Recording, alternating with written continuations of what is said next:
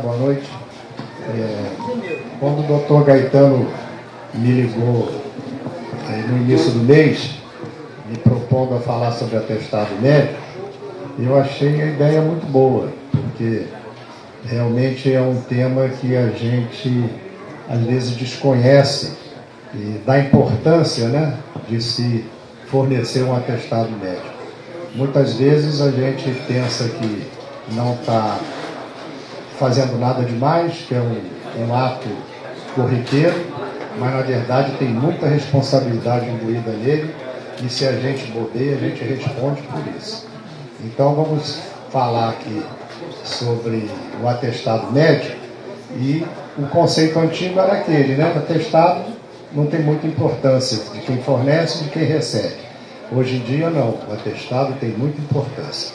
Então, atestado médico é uma parte do ato médico. O médico e o dentista são os únicos que podem fornecer atestado médico. Farmacêutico, fisioterapeuta, psicólogo, não tem valor o atestado deles. Então, é um direito do paciente. Quem pode pedir o atestado? O paciente ou o seu representante legal. Você não oferece para o paciente o atestado, ele que te solicita. E é obrigatório, se ele solicitou, você não pode negar, você tem que fornecer. Você não pode dizer, eu não dou atestado. É médico, ele pediu, faz parte. Então, a emissão é regulamentada pelo Conselho Federal de Medicina, e essa resolução aí, 1568/2002, foi alterada pela 1851 de 2008. Essa resolução, a gente vai ver mais adiante, ela tem muita relação com o Código de Ética Médica. Então, ela é o que dá a base da gente formular um atestado médico. Como se deve fazer o atestado? Então, serve para quê o atestado? Para fins de afastamento do trabalho, para fins de perícia médica do INSS, para fins escolares ou esportivos. Nós estamos cansados de fornecer atestado para a criança fazer ou não fazer educação física na escola, e para outros fins, que são de sanidade física e mental, e aqueles atestados que precisam, às vezes, para a justiça, no impedimento da pessoa que tem lá fazer algum depoimento, e às vezes solicitam que a gente forneça o atestado. Muitas vezes esse atestado que a gente dá para que a pessoa não vá responder lá no juiz alguma coisa, ele tem que ser muito bem fundamentado, porque o juiz está sabendo que muitas vezes a gente fornece um atestado para agradar a quem pediu. Então, muitas vezes manda procurar pelo prontuário, vai atrás do oficial de justiça da gente. Então é importante a gente ver isso de uma maneira mais com mais cuidado, né? Então, para o afastamento do trabalho, o atestado, ele é de até 15 dias. O médico não deve, quando é um atestado, para ele apresentar no empregador, dizer que ele precisa se afastar por 45 a 60 dias, porque isso não importa para o empregador. Para eles, são 15 dias. Se passar de 15 dias, ele vai ser encaminhado para a perícia do INSS. Especificar o período estimado para recuperação, embora você coloque 15 dias, pode acrescentar que ele vai ter uma doença que precisará de mais tempo no afastamento dele. Então, essa recuperação vai depender do médico que vai fornecer esse atestado. Então, o diagnóstico. O diagnóstico tem uma celeuma, né? Porque a gente expressa, colocando CID, de qualquer atestado que a gente fornece. Não é. Ele só pode ser colocado com autorização do paciente, porque ali é um segredo, é um sigilo médico. Se ele tem uma doença que vai, às vezes, repercutir na vida dele, no emprego dele, a gente não deve colocar de jeito nenhum, só com a autorização ou solicitação do paciente. Ele pode ser descritivo, descrevendo o diagnóstico, ou colocando o Código Internacional da Doença, que é o CID-10. A letra deve ser legível, o famoso jeito de falar que é letra de médico, que ninguém entende o que está escrito, mas o que é preconizado é que a letra seja legível ou até mesmo com a impressão em máquina que faça a impressão do atestado. E não pode faltar assinatura e o carimbo. Atestado sem assinatura e carimbo não tem valor nenhum. Então a Lei 8.213, que é a lei que rege o regime geral da Previdência Social, no artigo 60, parágrafo 4, diz isso aqui, ó, que é muito importante. A empresa que dispuser de serviço médico, são as empresas que têm mais de 100 empregados, aquelas que são empresas com serviço médico dentro da firma, ele terá a seu cargo o exame médico e o abono das faltas correspondentes ao período dos primeiros 15 dias de afastamento. Por que isso? Que não é necessário que o médico do consultório faça o atestado para que ele apresente no trabalho. Se ele tem o departamento médico na empresa, ele pode se valer do médico do trabalho para afastá-lo do trabalho. Então, o que acontece? Às vezes a gente pega um paciente no consultório e ele pede um atestado. O doutor diz aí que eu não posso trabalhar, eu tenho que ficar afastado 60 dias. O médico lá do trabalho pode contestar. Por quê? Ele é médico, ele sabe o que aquela doença representa na história da doença do paciente, ele vai ver se é necessário o tempo que você colocou ou não. E ele tem autoridade para dizer o tempo que ele julga necessário de afastamento. Somente quando a incapacidade ultrapassar os 15 dias, ele será encaminhado para a Previdência Social para fazer a perícia. O parágrafo 3º, o parágrafo único do artigo 3º da resolução, aquela lá de 2008, do Conselho Federal de Medicina, estabelece os requisitos do atestado para fim de perícia médica, porque aqui a gente já está tratando da parte de atestado que ele vai levar para apresentar no perito médico, quando solicitado pelo paciente ou pelo seu representante legal. Então, para fim de perícia médica, o que deve constar no atestado? Diagnóstico, resultado dos exames complementares, a conduta terapêutica, o prognóstico, consequências à saúde do paciente, porque às vezes ele tem, vamos dizer, uma hérnia de disco, que ele agora já tratou e está bem. O médico recomenda que ele não retorne naquela função, senão vai agravar o problema dele. Então isso também cabe ao médico assistente fornecer. Estimativa do tempo de repouso, que esse já vai servir para orientação na perícia. Informações legíveis, como sempre, para a gente entender a letra do doutor, e identificação e assinatura com carimbo de CRM. Não pode faltar.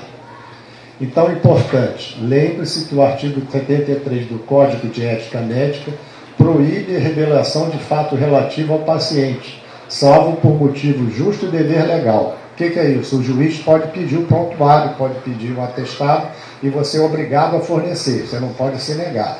Agora, delegado de polícia, advogado do paciente, esse não tem direito a receber as informações, só com o juiz. Portanto, é importante que o médico, quando for colocar o diagnóstico codificado ou por extenso, ele registre que há concordância do paciente na divulgação daquele diagnóstico. E o paciente, no atestado, quando você está divulgando o diagnóstico dele, ele deve assinar embaixo que ele consentiu. Próximo. O artigo 73 do Código de Ética Médica. O médico só pode informar a doença do paciente, mesmo codificado, quando expressamente autorizado pelo paciente, que tem o direito inalienável de manter o segredo da sua doença, e o médico o dever legal e ético de compactuar com esse direito, exceto nas situações previstas em lei. Isso que está escrito lá no Código de Ética Médica, nesse artigo 73. A gente só pode fornecer o atestado quando você examinou, você diagnosticou e você atestou com a concordância do seu paciente, com a solicitação e a concordância dele. Próximo. Aí um exemplo de atestado, como é que deve ser feito? Atesto para fim de comprovação junto a ou ao. Pode ser o empregador, ou a perícia médica, ou a autoridade judicial. Quem precisa da informação? Para esse você está dando o atestado. Com autorização do senhor, que é o paciente, que o mesmo é portador de tal doença, ou CID. comprovado para o exame complementar que comprovou a ressonância, a tomografia, a ultrassonografia, o raio-x, qualquer coisa que você tenha solicitado do exame. Se teve, se não teve, foi um diagnóstico clínico, essa parte não precisa. Submetido a tratamento, foi cirúrgico, clínico, fisioterápico, medicamentoso, psiquiátrico, que for ali. Com prognóstico bom, reservado ou sombrio. Isso é, o prognóstico sempre é classificado assim. Ele é bom, reservado ou sombrio. Necessitando de tantos dias de repouso para a recuperação de sua saúde. Esse atestado, ele vai principalmente lá para a perícia médica do INSS. Então, quando ele chega com um atestado desse, o perito olha e já fala assim, bom, esse aqui está me fundamentando o problema da doença e o período que ele precisa ficar afastado. Muitas vezes o perito médico lá no INSS recebe um atestado assim, atesto para os devidos fins que o paciente fulano de tal necessita de 120 dias para tratamento médico. CID, M51, problema de coluna, assina, data, assina e carimbo. Aí não disse nada. Aí o perito vai pegar aquela documentação dele toda, vai examinar o paciente no exame físico, chega à conclusão que ele não está em crise, nega o benefício. Por quê? Ele está vendo que naquele momento ele está bem, que ele não tem aquilo que o doutor atestou ali. Então, quando está bem fundamentado, volta um pouquinho, quando está bem fundamentado, bem descrito, o perito não tem como contestar esse atestado. Próximo. Então, as consequências desse atestado médico que não foi bem produzido. O descumprimento das disposições do artigo poderá acarretar ao médico a sanção no âmbito administrativo, que é o âmbito na ética, né? E responsabilização da esfera judicial, caso resulte dano ao paciente. Muito bem, você atestou que ele é portador do vírus da AIDS e ele não te autorizou a fazer isso. Ele foi procurar um emprego, chegou lá, quando apresentou o atestado, não, eu não vou te entregar, você tem uma doença, aí você deixou transparecer o sigilo médico sem autorização dele, ele pode te processar por isso, ou por outra doença que ele acha que você não devia ter divulgado. Então é importante. Então, ele chega no atestado de favor, né? Aquele que fala assim, pô, doutor, por favor. Então, o atestado que o doutor chega e é surpreendido na enfermaria, no corredor do hospital, ou no bar, qualquer lugar que ele for, e fala, pô, doutor, quebra o meu galho aí, me dá um atestado, eu preciso de afastar do trabalho aí, por favor. Aí o artigo 80 do Código de Ética Médica afirma que o atestado médico goza de presunção de veracidade. Então tem que ser a verdade. Deve ser emitido por profissional que tenha capacidade do ato médico, só pode ser o médico ou o dentista. E que tenha justificativa sem ser tendencioso e que corresponda à verdade. É isso aí. Então, atestado de favor é um perigo, vou te falar por quê. A consequência. Isso aí é um fato real que eu presenciei lá no Hospital do Andaraí. Tinha um doutor que até oficial do Exército, e ele deu um atestado de favor numa reunião com os amigos, num bar, tomando lá uma cerveja.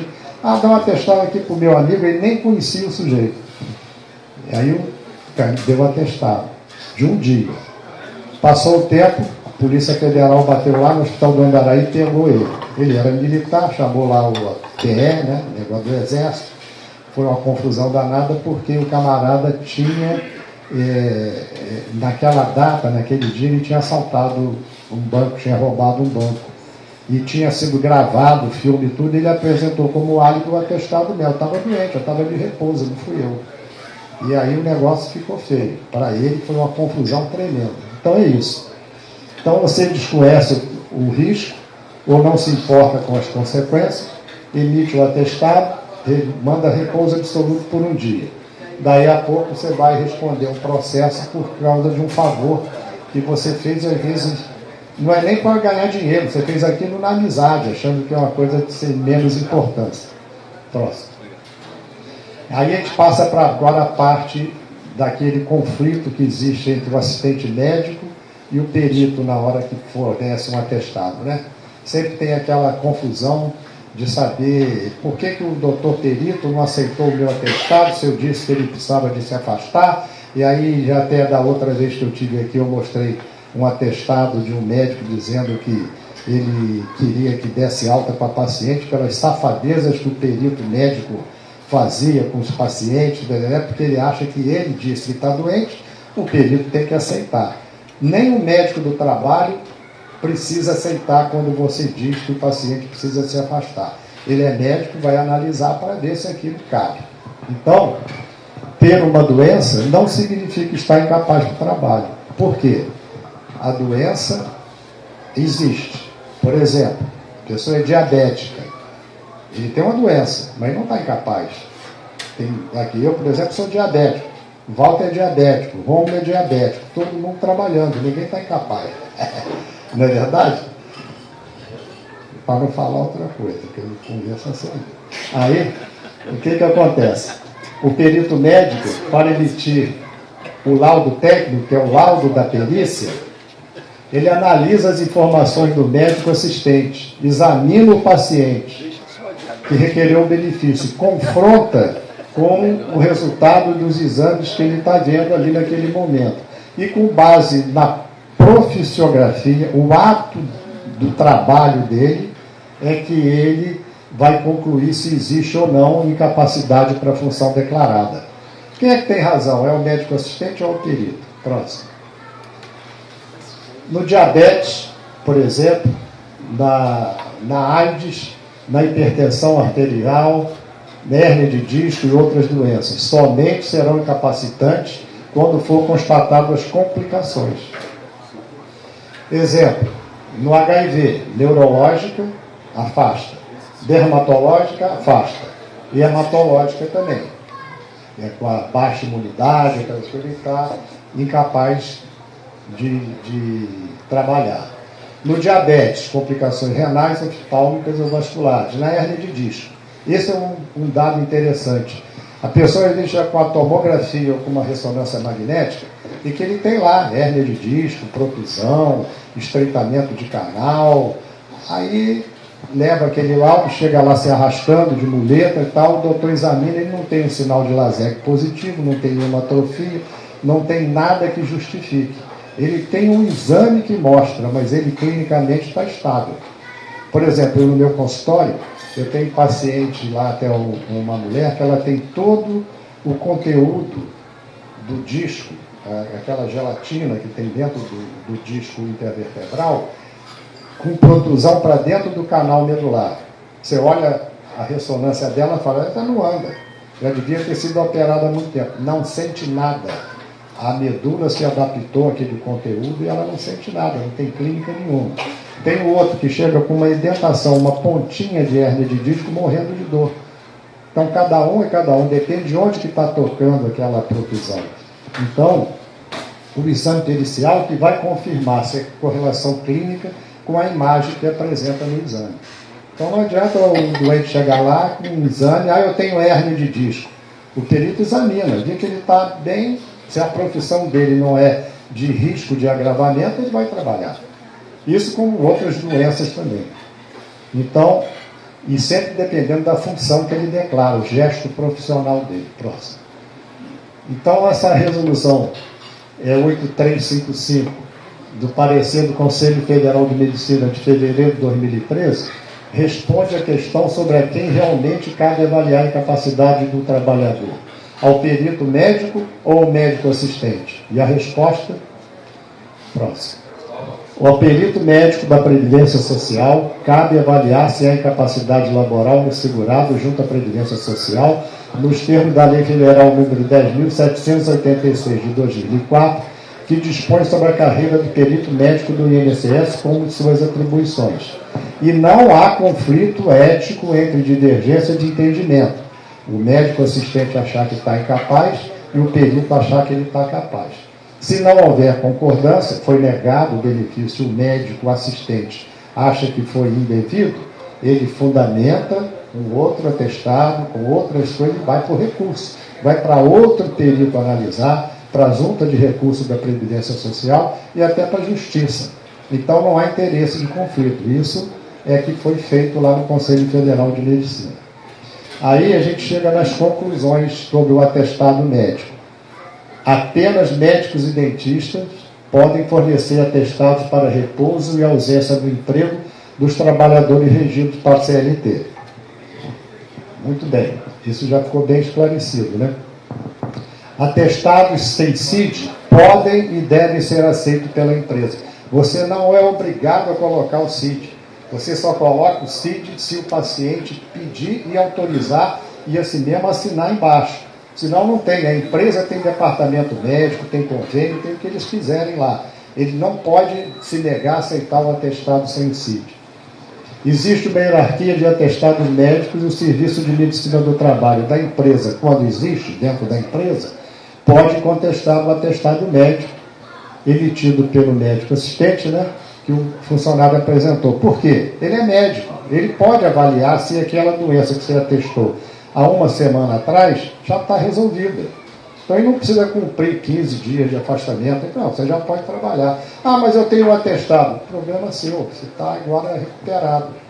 E ele põe isso no prontuário, escreve tudo direitinho para ficar comprovado que ele examinou. E fornecer atestado médico de favor é muito perigoso. É um risco tremendo. E quando a gente for colocar o CID ou informar o diagnóstico, não podemos esquecer nunca que o paciente deu autorização para divulgar o seu diagnóstico. Não esquecer do carimbo e da assinatura. E isso aí foi rapidinho, todo mundo com fome.